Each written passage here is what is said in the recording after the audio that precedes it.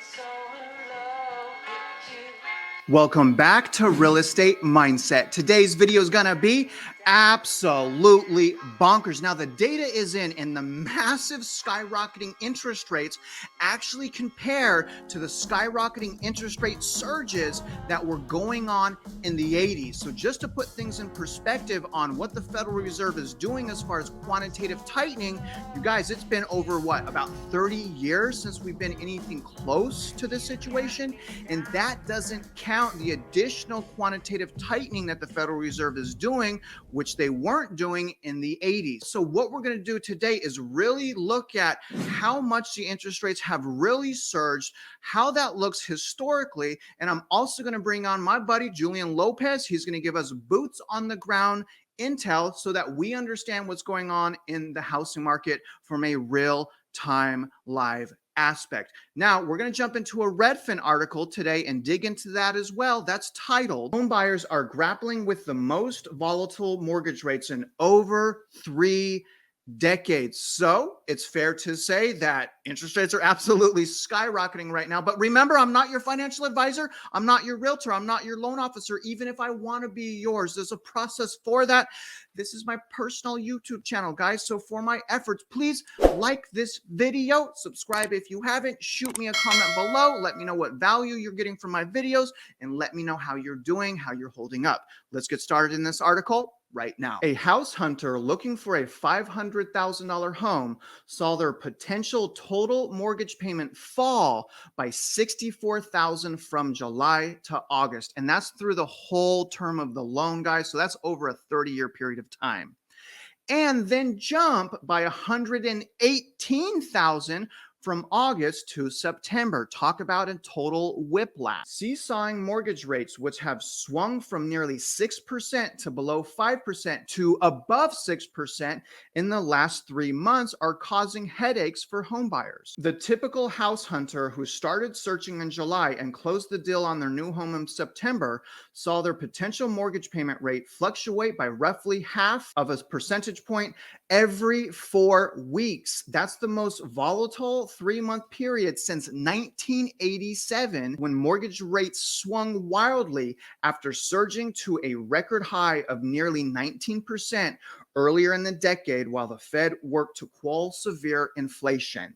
And here's the thing, you guys, I mean, look at this. This goes back to 1980, and this is showing the basis point surges. So not the actual percentage rate, but the basis point surges. And you can see here that, you know, this line right here represents the current skyrocketing mortgage rates. And, you know, again, last time we went through something like that is over here in the 80s. First was the mid 80s, 1987-ish, and then the early 80s. So, you know, we're seeing what we haven't seen in 30 years. So we're seeing things that haven't happened in 30 years. And I really feel like it's important for you guys to understand that, because in order to become a winner, we have to stay ahead of the increasing mortgage payments, because again, prices still haven't gone down enough to offset the increased mortgage payments. So you need to do everything you can and double down right now to make sure you can afford higher mortgage payments. The way you do that, get out of consumer debt, work more overtime, get another job, be careful how you spend, things of that nature. Now, let's jump back into the article and see what else we can learn. Fast forward 35 years, and a new era of inflation and economic uncertainty has sent the average 30-year fixed rate mortgage rate on another roller coaster ride. For a house hunter looking to buy a $500,000 home, this could mean that when they started looking in early July, they expected their monthly payment to be about $3,051. That equates to a total of $1.09 million over the 30 years, assuming a 20% down payment at the prevailing 5.7% mortgage rate. Of that payment, $435,000 is just interest. That's why amortization schedules for mortgages are a total ripoff, and that's why biweekly payments are so effective, because you pay your interest before the principal. When they found their dream home in early August, they expected their monthly payment to be lower at $2,874. That equates to a total of $1.035 million, assuming a 20% down payment at a 4.99% interest rate. When they locked in a mortgage rate for the home in late September, their monthly payment turned out to be $3,202. That equates to a total of $1.15 million over the 30 years. In other words, the buyer's total expected payment declined by almost $64,000 from July to August, and then shot back up to about $118,000 from August to September. And you guys remember me saying that when I went back to start looking at what my own payment would be on the house and price points that I was looking at last year, my mortgage payment is $1,000 more per month in just 1 year. The good thing though is I've been preparing for this the entire time so I can afford it from a debt to income ratio standpoint for qualification, right? So that's the same thing that you guys need to do as well. Now, let's jump back into the article. Now, as you can see here, guys, here's the mortgage cost on a $500,000 home. And essentially, it's talking about the seesawing over the summer. And this is really bad. We had a softening in July, and that spilled over, I believe, into parts of September. But all those people that, thought the Fed was pivoting, the market was changing, they went back in July and August and started buying homes at the very peak. Those people are already and about to be trapped upside down in their house. And that's why I keep telling people, let the dust settle so you know what's happening. This is crazy. Here's the bottom paragraph. The challenges home buyers face in today's market go beyond the dwelling affordability caused by high mortgage rates and home prices. The whiplash in mortgage rates between when home buyers set their budget and when they make an offer is also making it extraordinarily difficult to plan ahead. So imagine that you're in the middle of a transaction. You expect your payment to be $2,000 a month. 1 week later, you find out that the payment's really going to be $2,400 a month. Now, it's possible in that situation that additional increase in payment is going to no longer qualify you for a loan. And the reality is most buyers push the debt to income ratio to the very max. So any adjustment in the upward direction as far as payments are devastating. And we're starting to see that in the form of record cancellations of contracts. Now, let's finish out this article right now, and then we're going to start asking Julian Lopez a few questions. All right, and here's how this ends.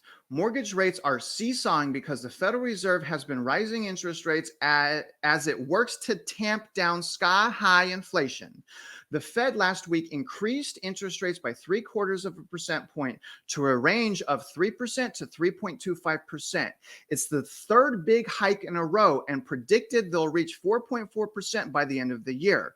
While Freddie Mac's widely followed weekly data now has mortgage rates at 6.29%, the highest since 2008. A separate daily gauge has them as high as 7.08%. And I can tell you guys right now, most people are getting 7% right now. Let's continue.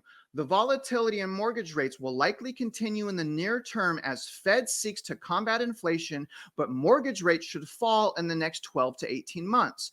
If inflation eases as expected, according to Justin Dimler of Bay Equity, Redfin's mortgage company, the good news for people who can still afford, and that's the key, the good news for people that can still afford to buy a home are set on making a purchase now is that they should be able to refinance to a lower rate in a year or two. I advise house hunters who qualify for a loan 1 or 2 months ago to get requalified by their mortgage advisor because the change in mortgage rates may mean they're no longer eligible to borrow as much as before.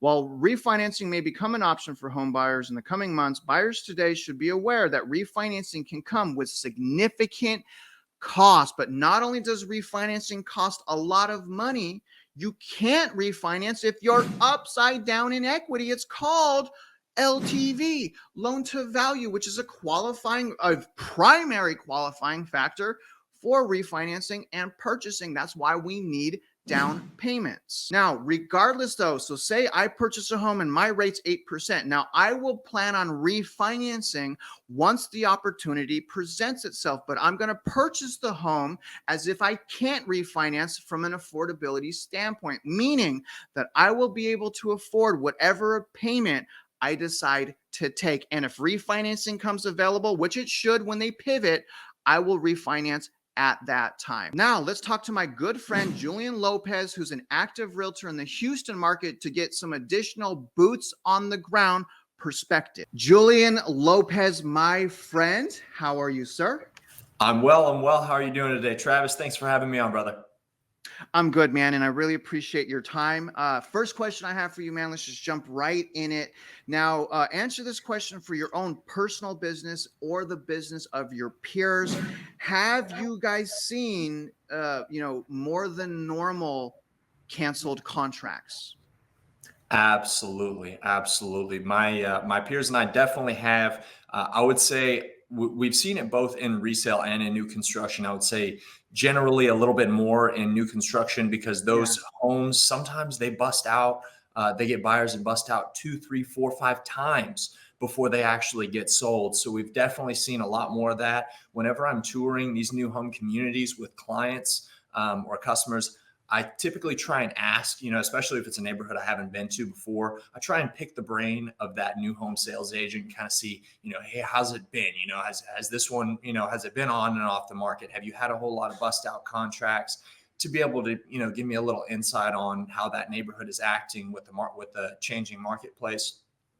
And either 9 or 10 times out of 10, it's a yes. And they're trying to push those homes because they were expecting a particular time frame for that home to be sold. And then once it doesn't get sold and it busts out, then management, kind of like I said previously, management's right on. I'm like, hey, what's going on? Why didn't this home sell? Do what we need to do to sell it. And I try to say that, all the time to my viewers. I think there's going to be a lot of good deals in new home builds, and there's going to be a lot of them that get hurt, a lot of canceled contracts, especially for people that purchase new builds and they're not even finished being built yet, because they're going to be at the mercy of the direction of the interest rates. So, Julian, next question, brother. Are your customers or the customers of your peers, what are they saying about the mortgage rate increases and the payment increases? Are they like freaking out? Can you touch on that a little bit? Man, they definitely don't like it. They're not super excited about it. They are excited about the ability for, a little bit of wiggle room for negotiation. That is a very positive thing for the buyers, especially because they're getting jacked up on their interest rates. And so they're definitely not excited about it. But one of the most important things I would say for those particular buyers is to let's figure out your situation. Let's figure out what needs to be done, if anything, to put you in the best spot for whenever it's time to pull the trigger on your home, whether it's this month or whether it's 6 months from now or in the beginning of the year. You want to know where you're at. If you haven't taken the time to get pre-approved and know your financials, and be able to use a lender that's not only going to tell you what you qualify for, but talk to a lender that's going to give you tips on how you can put yourself in the best situation so that whenever the time is right for you, that you can do it confidently, knowing that you're getting, the best possible deal. Now, again, if it's the right deal versus renting, if you can swing it, definitely find that home. But another thing to consider is a neighborhood that is going to survive the volatility of this marketplace. You have particular neighborhoods that won't and particular neighborhoods that will. So that's something that's, in my opinion, and my experience, is really important to think about as well. Solid points, brother. Solid points. They're not happy about it, obviously. Finding their mortgage payment goes up and, right in the middle of a transaction. So can you tell us, man, I've been showing my viewers a lot of online builders that have been offering crazy buying incentives. And I've been, predicting that since about March of this year that it would happen.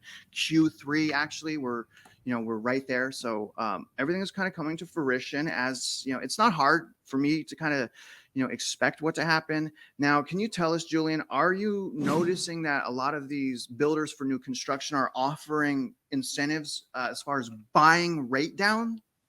Absolutely. Some of them are even offering different options. But how much can they really do is the question, right? How much can they actually buy the rate down and how much does it cost?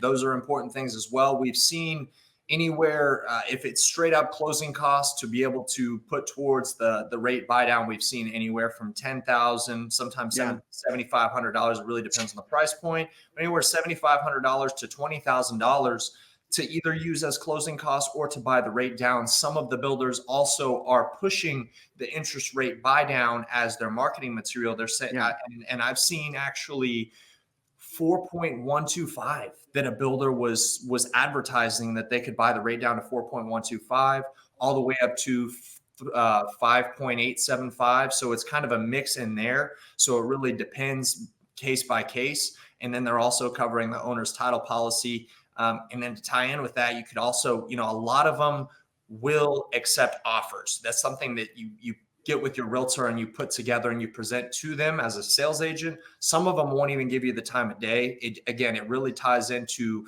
the demand of that particular neighborhood. If you have a neighborhood, if you're comparing a neighborhood with fantastic homes with development all over it and it's sought after compared to a neighborhood that might be a little bit further out, not close to all that development, not the greatest schools, you're going to have a whole lot more demand for that neighborhood. So that's going to tie in with how willing they are to give those kind of incentives compared to the competition. Yeah, man. I mean, local market is definitely important. Well, Julian, I appreciate your time, brother. Stay with me. And hey, and real quick, if anyone needs help, people reach out to me for help. I've told people I'm not getting back into the market until, after midterms at the soonest. Hit up, call my boy, Jullian Lopez. His information is going to be linked in the description and I'll pin it in the comments. And Julian, brother, stay with me, sir. I really appreciate your time. All right. Thanks for having me, brother. As always, man, really appreciate you. So you guys, in conclusion, here's how I want to end the video. It's going to be really super important that you level up right now so you're not swept away with almost everybody else. So level up right now. Your purchasing power. No consumer debt, more income. All right. Other than that, you guys, I really hope you guys got some value from today's video. Comment below. Let me know how it helped. And other than that, if you're out there investing in real estate, I wish you luck and I hope you win.